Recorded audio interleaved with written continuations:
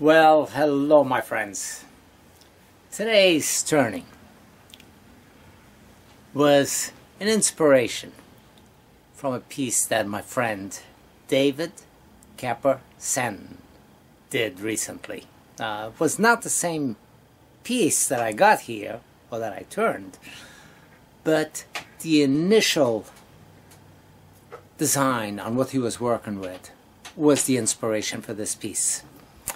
And so I put a link to his channel. Nice guy to see and comical. And his channel is Turning Works. So anyway, that's Dave Capper-Sandon.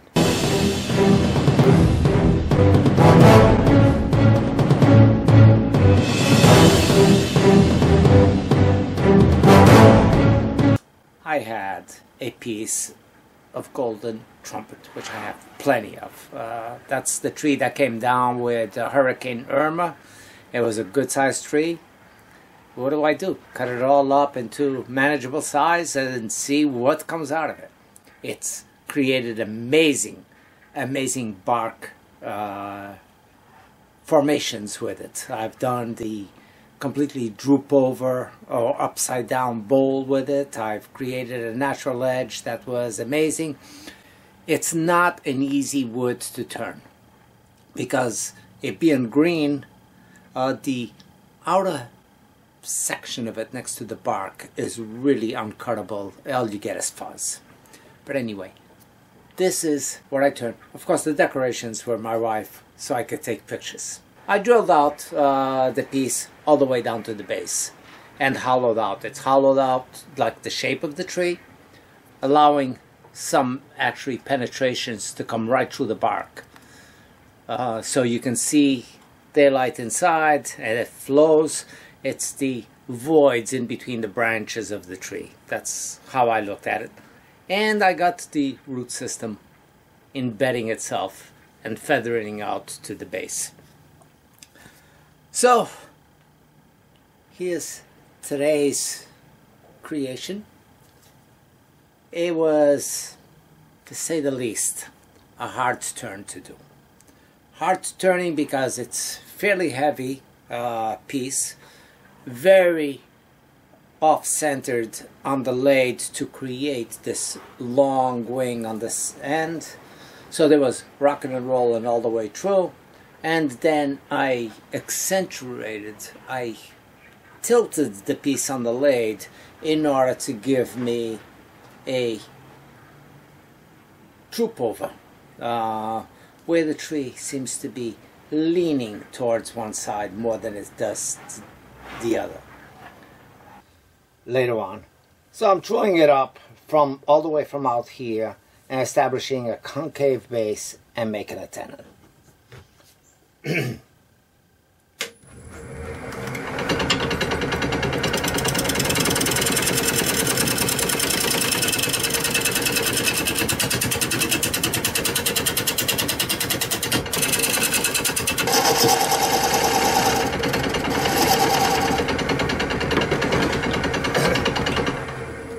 The good thing about end grain turning is that when you make a tenon, that tenon is pretty strong.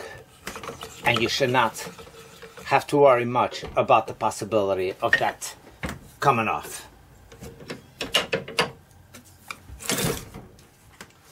Now the first thing I'm going to do, and this will be somewhat lopsided, and hopefully I can capture some bark on this as part of its natural beauty and start rounding this off.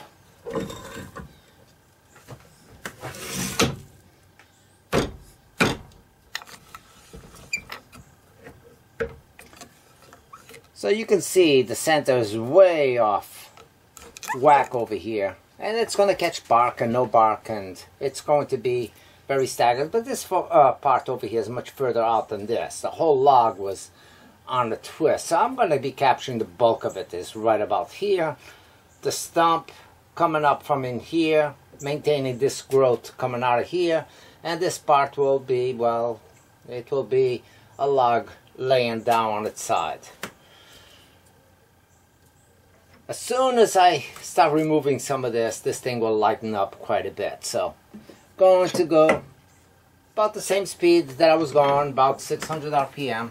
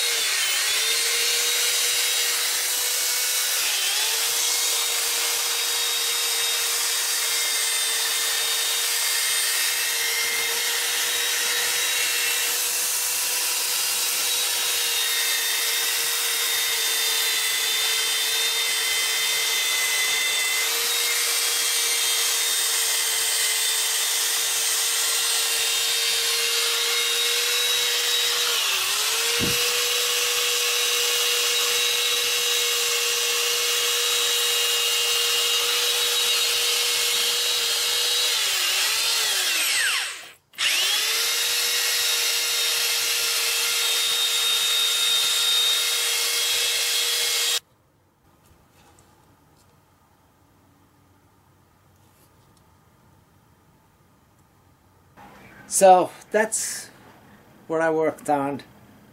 Hope you like it. The bottom is smooth, sanded. It's not marked with my